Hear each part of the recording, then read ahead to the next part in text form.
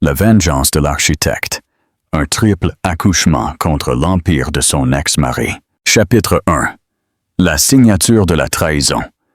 La cité, dans cette salle de conférence surplombant Park Avenue, dégageait une odeur d'acajou poli et de trahison glaciale. Un élégant stylo Montblanc reposait entre les doigts tremblants d'Ava Sterling, une architecte en pleine ascension, tandis que son avocat murmurait « Tout ce dont nous avons besoin, c'est de votre signature. » De l'autre côté de la table étincelante, son mari, non, son futur ex-mari, Marcus Thorne, s'adossait à sa chaise en ajustant la manchette de son costume sur mesure. La Patek Philippe à son poignet résonnait plus fort que les propres battements de son cœur. Il ne la regarda pas une seule fois. Dehors, la ville de New York était enveloppée d'un épais brouillard de novembre, les lumières de Midtown floues sous une pluie incessante.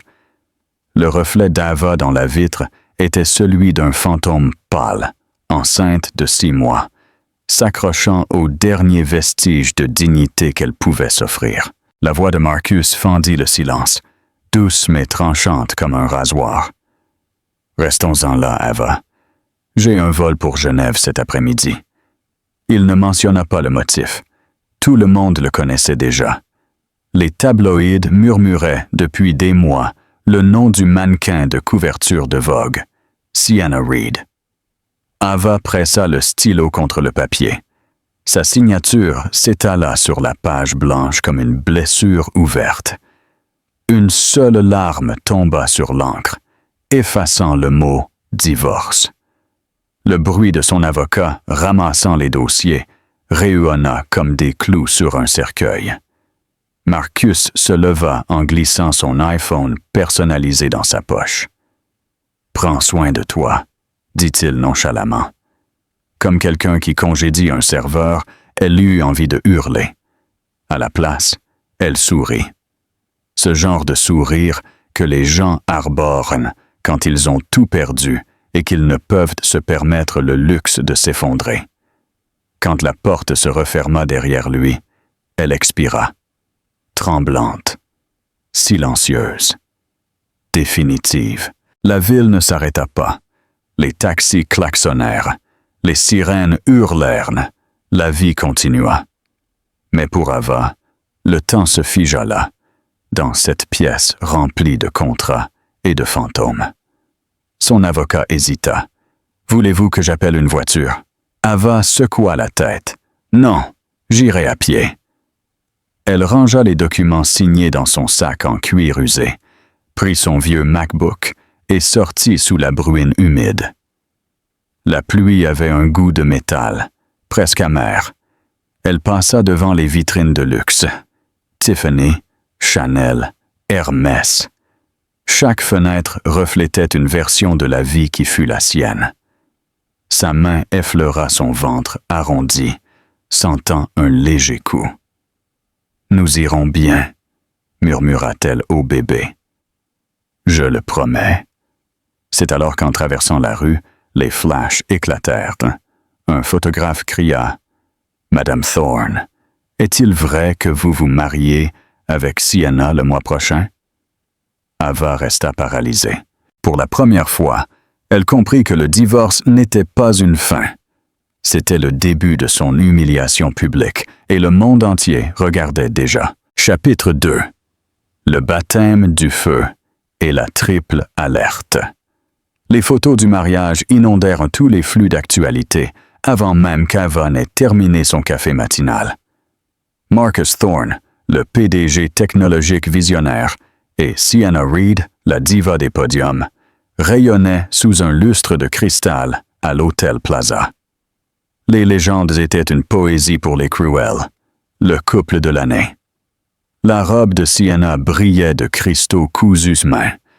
Le smoking de Marcus était parfaitement repassé, ses yeux pleins de fierté.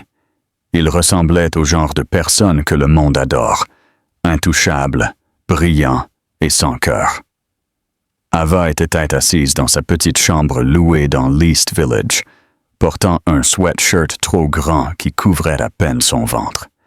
L'éclat de son vieux MacBook Air projetait une lumière froide sur son visage fatigué. Chaque titre de tabloïd se ressentait comme une gifle. Un coup à la porte brisa sa transe.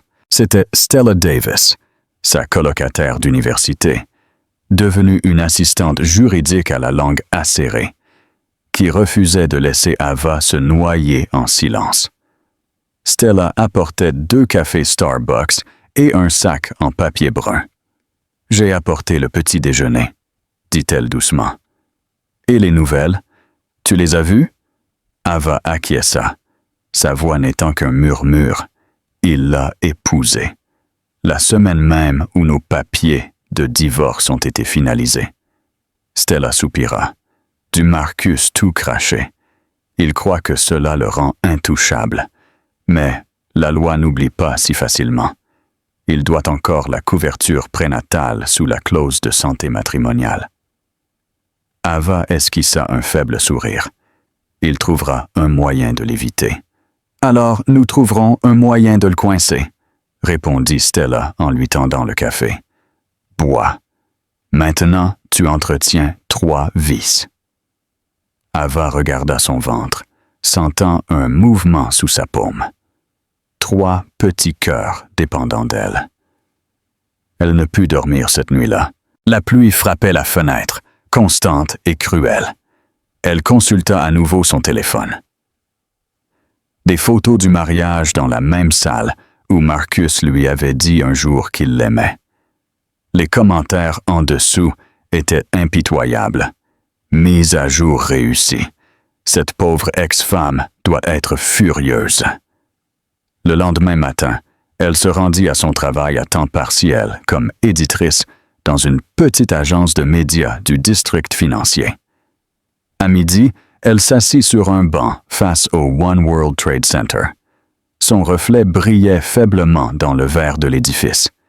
Yeux fatigués, cheveux en désordre, un corps à la fois fragile et fort. Elle sortit un carnet et commença à écrire. « Je reconstruirai, même si cela doit me tuer. » Au moment où elle fermait son carnet, son téléphone vibra. Un message d'un numéro inconnu apparut. « Tu devrais arrêter d'apparaître là où on ne veut pas de toi. » Il a tourné la page. « Tu devrais faire de même. » Pas de nom. Mais Ava n'en avait pas besoin. Les mots sentaient le mépris et la cruauté parfumée. Elle supprima le message et chuchota. « Tu verras bien. » Lorsqu'elle se leva, la ville semblait différente, plus froide, plus tranchante, mais vivante. Elle croyait presque entendre New York murmurer son défi, s'effondrer ou contre-attaquer. Alors qu'elle s'éloignait, un titre brilla sur le panneau publicitaire de Times Square. Marcus Thorne et Sienna Reed en lune de miel dans les Hamptons. Ava ne s'arrêta pas pour regarder. Elle continua simplement son chemin, la main sur le ventre, le regard droit devant elle. Parce que pour la première fois, la vengeance ne ressemblait pas à de la haine. Elle ressemblait à de la survie. Chapitre 3. Le cavalier trempé par la pluie et la révélation médicale. Il était près de minuit quand le dernier métro brinque-balla dans les rues mouillées de Brooklyn. Une ville qui ne dormait jamais était devenue grise et fatiguée, tout comme Ava Sterling elle-même. Son service au studio d'édition s'était terminé tard une fois de plus. Et quand elle sortit sous la pluie, les néons se reflétaient dans les flaques comme des rêves brisés. Elle serra son sac en cuir usé contre sa poitrine, son souffle visible dans l'air frais. Enceinte de 6 mois et demi, épuisée et seule, elle survivait au jour le jour. Le wagon était presque vide. Un homme en manteau sombre était assis près de l'arrière, lisant quelque chose sur son iPad. Ava se laissa tomber sur un siège, massant ses chevilles enflées. Au milieu du pont de Manhattan, le train tressauta violemment. Une roue heurta un plat sur le rail, et le monde d'Ava bascula pendant 1 seconde. Une douleur s'empara de son bas-ventre. « Oh non !» murmura-t-elle en s'agrippant au siège. Avant qu'elle ne puisse réagir, l'homme était déjà debout. Il se déplaça rapidement, calme mais concentré. « Vous avez besoin d'air », dit-il d'une voix ferme. Il ôta son manteau et s'agenouilla à ses côtés. « Respirez, lentement et profondément. Je suis Ethan Miller. » Son ton était professionnel, rassurant. Quelqu'un habitué à prendre le contrôle. Le conducteur arrêta le train près d'une station. La pluie tombait plus fort. Ethan lui offrit son parapluie, la guidant avec soin. « Vous ne devriez pas voyager seul si tard, » dit-il pendant qu'ils attendaient un taxi sous un réverbère vacillant. Il ne posa pas de questions indiscrètes, ne jugea pas ses mains tremblantes. Il resta simplement là, tenant le parapluie sur eux deux, laissant la pluie tremper ses épaules. Quand le taxi arriva, il l'aida à monter. « Hôpital ?» demanda le chauffeur. Ava acquiesça faiblement. Ethan sortit une carte de visite de sa poche et la lui tendit. « S'ils ne vous admettent pas, appelez ce numéro. Le Dr. Chan au New York Presbyterian, il me doit une faveur. » Ava cligna des yeux, confuse. « Pourquoi m'aidez-vous » Ethan hésita. « Parce que j'ai déjà vu ce regard, celui de quelqu'un qui essaie de tout faire tenir ensemble. » Sa voix s'adoucit. Personne ne devrait avoir à se battre seul à minuit. Avant qu'elle ne puisse le remercier, il ferma la porte du taxi. La pluie flouta son visage, tandis que la voiture s'éloignait, le laissant debout sous l'éclat du réverbère, sans manteau et en silence. À l'hôpital, on lui dit que les contractions étaient induites par le stress, un faux travail d'accouchement, mais un avertissement. L'infirmière sourit gentiment. « Vous avez besoin de repos, ma puce, et de quelqu'un pour prendre soin de vous. » Ava acquiesça, serrant la carte d'Ethan. Ethan Miller. Miller Holdings. Le nom lui semblait familier. Un murmure d'un autre monde, celui qu'elle pensait avoir laissé derrière elle. Quand elle arriva chez elle vers l'aube, la ville était toujours mouillée et tranquille. Elle posa la carte sur sa table de chevet, à côté de l'échographie. 3 petites cœurs. 3 raisons de survivre. Avant de s'endormir, elle ouvrit son vieil ordinateur et chercha son nom. L'écran s'illumina de titres. Ethan Miller, le milliardaire solitaire qui a disparu après la mort de sa femme. Ava regarda la photo, son visage en smoking, debout à côté d'une femme qui semblait sculptée par la lumière du soleil. Son estomac se noua. L'homme qui l'avait aidé cette nuit-là n'était pas seulement aimable, il était puissant. Et le destin venait de lier sa vie à la sienne, sans qu'aucun d'eux ne le sache encore. Le lendemain matin, elle s'assit dans la salle d'attente de la clinique communautaire. L'infirmière l'appela enfin, et en quelques minutes, Ava fut allongée sur la table d'examen, les yeux fixés sur le moniteur, pendant que l'échographiste déplaçait le gel froid sur sa peau. « Les choses ont l'air très occupées ici », murmura la femme avec un léger sourire. « Mademoiselle Sterling, quelqu'un vous a-t-il dit que vous attendiez des triplés? » Les mots la frappèrent comme un coup de tonnerre. « Des triplés? » La bouche d'Ava devint sèche. « Oui, 3. » dit l'infirmière en ajustant l'écran. 3 petites cœurs clignotaient comme des étoiles miniatures. Vous aurez besoin d'un suivi étroit et de beaucoup de repos.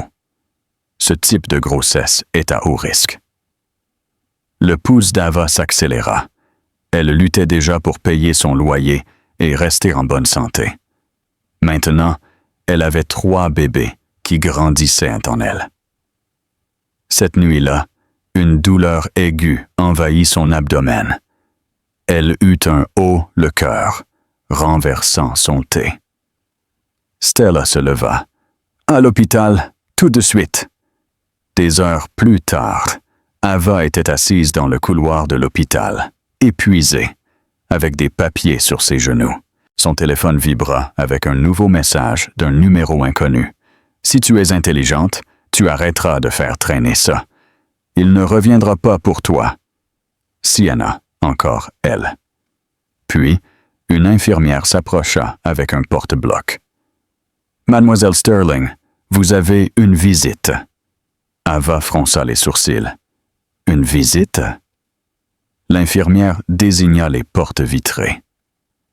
Là debout, dans un costume gris et les cheveux humides de pluie, se tenait Ethan Miller. Il tenait un petit bouquet de lys blanc, simple et discret. « Comment avez-vous su que j'étais ici? » demanda-t-elle alors qu'il s'approchait. Il sourit faiblement. « Vous avez dit que vous pourriez avoir besoin du numéro de ce médecin. J'ai pensé vérifier si vous aviez réellement appelé. » Et ainsi, pour la première fois depuis des mois, Ava sentit que le monde cessait de tourner. Chapitre 4. Le sanctuaire des triplés et le pacte de respect. Une semaine après son alerte à l'hôpital, Ava tenta de retrouver une version de la normalité. Elle travaillait de chez elle pour l'agence, éditant des vidéos courtes sur son vieux MacBook Air, faisant une pause toutes les quelques minutes pour reprendre son souffle. Son médecin lui avait dit de se reposer, mais elle devait payer son loyer et son assurance ne couvrait pas grand-chose. Ce matin-là, elle décida d'aller à pied à l'épicerie. En arrivant au hall de l'immeuble, elle pressa le bouton de l'ascenseur et attendit. La porte s'ouvrit et son cœur se glaça. À l'intérieur se trouvait Sienna Reed. Elle semblait encore plus irréelle de près. Cheveux parfaits, peau impeccable, un manteau de créateur qui coûtait probablement plus cher que le loyer annuel d'Ava. À ses côtés, une styliste portait des sacs de vêtements et une jeune assistante. Pendant une seconde, le temps s'arrêta. Les yeux de Sienna parcoururent le ventre d'Ava, et un sourire de suffisance se dessina sur ses lèvres. « Ah » dit sa voix dégoulinante de sucre. « Vous êtes Ava, n'est-ce pas? L'ex de Marcus? » Ava acquiesça en silence. Sienna s'approcha, chuchotant assez fort pour que les autres entendent. « Vous êtes rayonnante. Je veux dire, pour quelqu'un qui fait ça toute seule. » L'ascenseur s'ouvrit à nouveau et Sienna sortit, son parfum persistant comme un poison coûteux. « Bonne chance, ma chère, » ajouta-t-elle, en frappant sa bague en diamant contre la rampe avant de s'éloigner. L'humiliation fit plus de mal que n'importe quel titre ou murmure. Ava sortit de l'immeuble et marcha jusqu'à un Starbucks voisin. Elle prit son carnet et écrivit « La douleur ne te tue pas, elle t'apprend qui tu es. » Juste alors, une Mercedes classe S noire s'arrêta près du trottoir. Une silhouette familière en sortit, tenant un sac en papier et un parapluie. Ethan Miller. Il la vit à travers la vitre. Il hésita, puis entra dans le café. « Puis-je » demanda-t-il, désignant le siège vide face à elle. « J'avais une réunion pas loin, » dit-il en posant le sac, « et j'ai pensé que vous pourriez avoir besoin d'autre chose